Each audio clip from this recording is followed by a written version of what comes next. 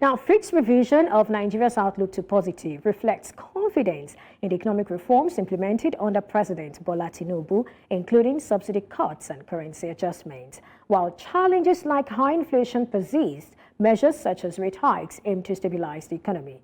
Nigeria's B- rating, while in junk territory, suggests room for improvement amidst ongoing reforms. And joining me for more on this is Director, Research and Strategy at Chapel Hill Denham, Tajudeen Ibrahim. Thank you, Tajudeen, for joining me today. Thank you so much for having me on the show today. All right, well, Fitch has just revised Nigeria's outlook to positive from stable, citing the country's economic reforms under the new president. Was that just what you expected? So it is consistent with what we expect, because if you look at the economy within the past 12 months, the government has implemented a lot of reforms, particularly two major reforms that have shaped the fortunes of the country and that look like laying the right foundation for the country. And number one is the removal of fuel subsidy. No doubt, we still recognize that there is still some element of subsidy. Nevertheless, the current subsidy that we have is much lower than where we were previously. The second element is around the unification of the exchange rate, having taken into consideration several devaluations, about 3 or 4 devaluations since in the past sort of 12 months. So I think, it is consistent with what Nigeria is doing. The third element is around the reduction in the ways and means, which is the, overdrafts to the Nigerian government by the central bank. That is another consideration by Fitch Ratings. So we have seen the movement or improvement in our rating from negative outlook to stable outlook, and from stable outlook to a positive outlook. And I think the next thing that can happen if we maintain the current momentum around the reforms in the economy, the next thing most likely will be an improvement or an upgrade of our credit rating as a country. Well, that's quite interesting. And while many international institutions like Fitch and other analysts see value in the Nigerian economy, the everyday Nigerian, beg your pardon, does not see the same. Now, when will these projections translate to real value in the real sector for every Nigerian? I mean, we keep hearing that these reforms are good, these reforms are going to bring about this and all of that. But when is this going to happen? And while we're waiting, what should the everyday Nigerian do, especially businesses that are closing shop? I think one way to begin to expect the impact is around price stability. Price stability, I believe, is very important, and that is one way that Nigerians, generally speaking, can easily feel the impact of all these reforms by the government.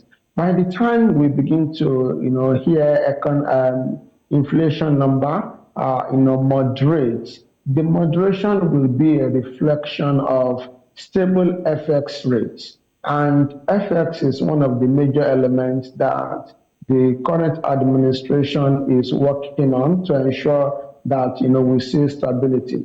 The second element around, what can help us to see, stable inflation or stable prices is improvement in security.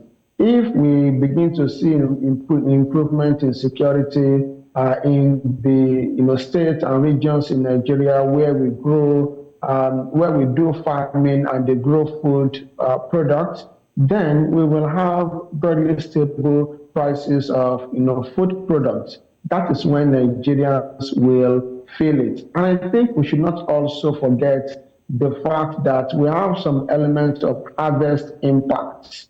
During harvest, for instance, if the harvest is big or large or huge enough, then Nigeria will also see the impact. So what we need basically is improvement in security to help food prices moderate. The second thing to my mind is stable foreign currency to ensure that imported goods and services, imported raw materials, are not too expensive. Then Nigerians, will begin to see the benefits of all those reforms. Those are the ways I believe we should expect them.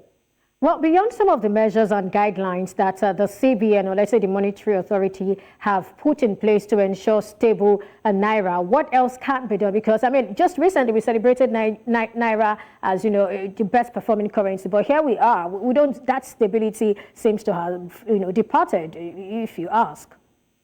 Well, I think one thing that we have to all bear in mind is that, the naira and the US dollar in terms of exchange rates, belongs to a financial market, market called the FX market. And one of the key dynamics of any market is that the value and, pricing of, securities in those markets will go down over time, will go up over time.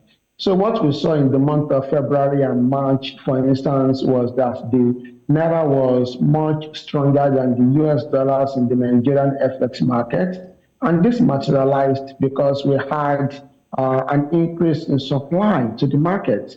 So the same market, shared 6%. The naira shared 6% against the US dollars in the FX market in the month of April, for instance.